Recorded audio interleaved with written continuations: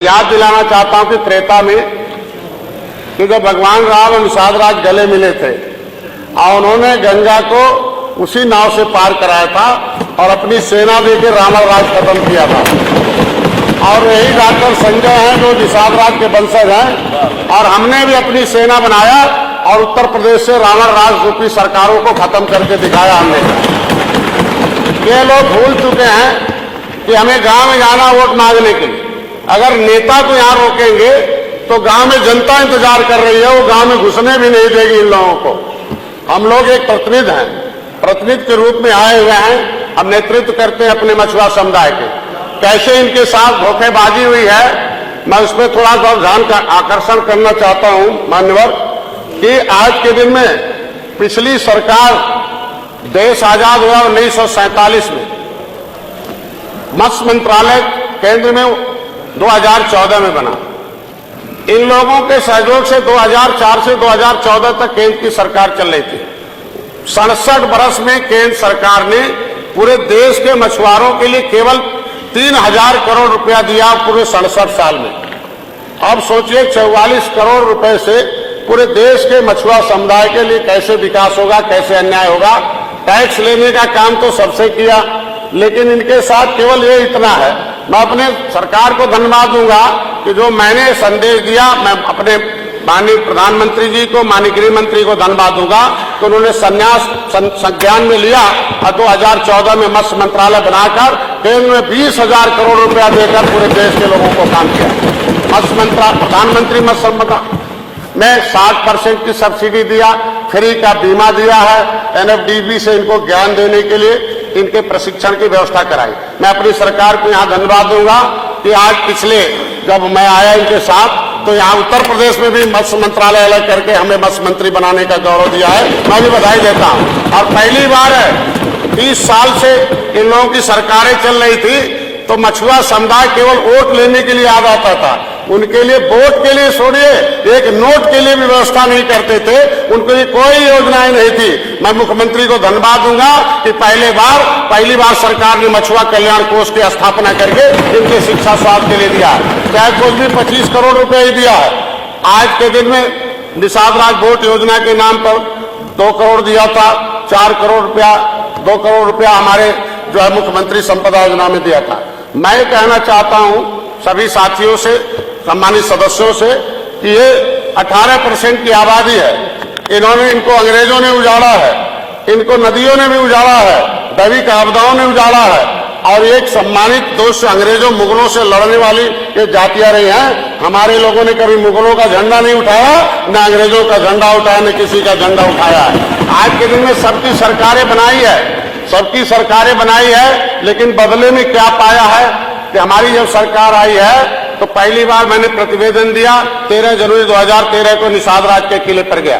जब वहां देखा तो ये सब जातियां, ये पार्टियां कि केवटा मल्लावा कह के, ये मछुआरा कह के, ये मछली मारने वाले कह के, इनको पियाऊ बिकाऊ कह के संबोधित करते थे।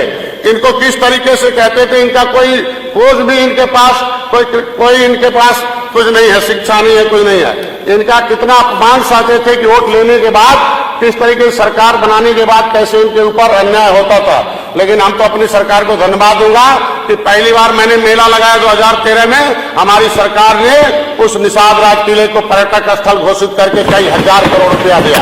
ऐसे नहीं, भगवान राम और निषाद राज की गले लगे मूर्ति में लगा दिया है। और हमारी सरकार इस बार आमंत्रित करती है सभी सदस्यों को कोई निषाद राज के किले पर चले और भगवान राम और निषाद राज के दर्शन को करें।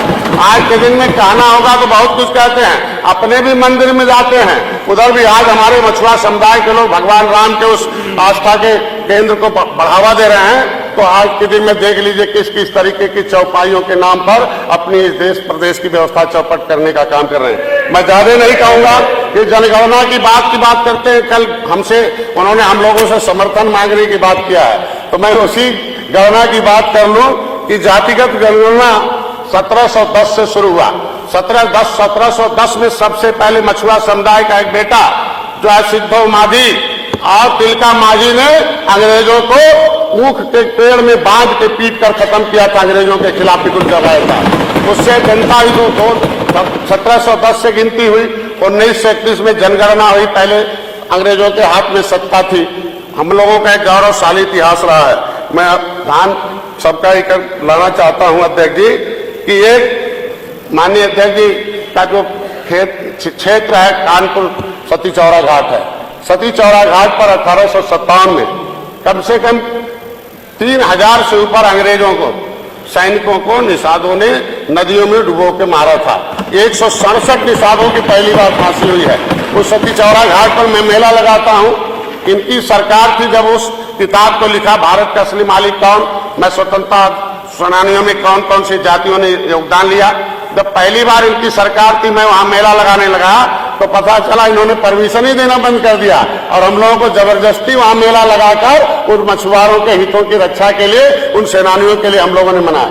मैं कहता 1857 में जब हम लोगों ने अंग्रेजों को डुबो के मार दिया, एक ब्लैक स्मिथ कमांडर बच गया। उसने जो है रिपोर्ट लगाई ब्रिटिश पार्लियामेंट में कि डॉक्टर का बेटा डॉक्टर होता है और इंजीनियर का बेटा इंजीनियर होता है, वकील का बेटा वकील हो जाता है। लेकिन ये मछुआरे बहुत बदमाश जातियां हैं, एक कतली जातियां हैं, मार्शल कौम है, इनमें जन्मजात अपराधी घोषित किया जाए। ब्रिटिश पार्लियामेंट में वो कानून बना, स्टीफन नामक सांसद ने बनाया। हमारे मछुआ समुदाय के साथ साथ भर भी हैं और भी 193 जातियों के खिलाफ क्रिमिनल काज घोषित हो गया। मैं सदन से अपने साथियों को याद दिलाना चाहूंगा, क्या कोई जन्म से अपराधी होता है और क्या देश को आजाद कराने वाला कोई व्यक्ति अपराधी हो सकता है? उसे स्वतंत्रता सेनानी का के साथ उसको सम्मान मिलना चाहिए। लेकिन ये हुआ, मैं अपनी सरकार को धन्यवाद दूंगा कि आजादी के अमृत महोत्सव पर हमें लंदन जाने का अवसर मिला और उस काले कोठरी में जो काला कानून बना था ब्रिटिश पार्लियामेंट में, हमें देखने का अवसर मिला। उस लाइब्रेरी में पढ़ के आया कि 193 जातियों के खिलाफ कानून काला बनाया, काला कानून बनाकर उन्हें उजाड़ा। फिशरीज एक्ट बना दिया, mining act, forest act, ferries act, हमारे जो जीव को अर्जन के संसाधनों से छीन लिया। मैं इन सरकारों से, पिछली सरकारों के नेताओं से पूछना चाहता हूं, क्या इस देश को आजाद कराने वाली जातियों की तरफ कभी सदन में चर्चा किया? क्या उनके लिए 1 रुपया दिया? क्या उनके लिए सम्मान किया? अरे किसने उजाड़ा था, उसके खिलाफ कोई प्रस्ताव किया? कौन उजाड़ा था, उसके लिए कोई कानून बनाकर उन्हें सम्मान देने का काम किया? अगर सम्मान देने दिलाने आए हैं डॉक्टर संजय और भारतीय जनता पार्टी हमारे साथ है, मैं उन्हें धन्यवाद देता हूं। आज के दिन में इन जातियों के साथ जो भी छीन लिया, कानून बनाया अंग्रेजों ने, अगर जीना हो बाद में कुछ चेंज किया गया कानून में कि देश आजाद हो गया 1947। मैं बता रहा हूं, आप इंतजार करिए, इंतजार सदस्य आप इसीलिए आप विधान ना करें, आप अपनी बात रखें। ऐसे ही 2-4 नेता भर्ती कर ले, आप अपनी बात रखें। जो बचा खुचाव भी खत्म कर दे निषाद लोगों को, ऐसे भर्ती कर ले जो नहीं बोलने देते हैं, उनमें भी बोलूंगा आपको। मैं कह रहा हूं उसकी किसकी सरकार थी उस समय, उसकी सरकार थी। क्या आपने सदन में आवाज उठाई? वो फूलन देवी की मां दर की भीख मांग रही है और पूरा का पूरा फूलन देवी का जितना प्रॉपर्टी था इनके विधायक ने पूरा कब्जा कर लिया है। उसके खिलाफ हम जांच करा रहे हैं। आज के दिन में क्या फूलन देवी की मां को सांसद का मां का दर्जा दिलाने की कोशिश किया? हम दिला रहे हैं। लड़ाई हम लड़ रहे हैं, उसका साथ हम खड़ा है। ये लोग खाली राजनीति करने आए हैं। मैं सदन से याद दिलाना चाहूंगा महोदय, इतने चाहूंगा कि उजड़ा हुआ परिवार है, इसके साथ न्याय चाहिए। इनका सब कुछ हो। 12 अक्टूबर 1871 का वो ब्रिटिश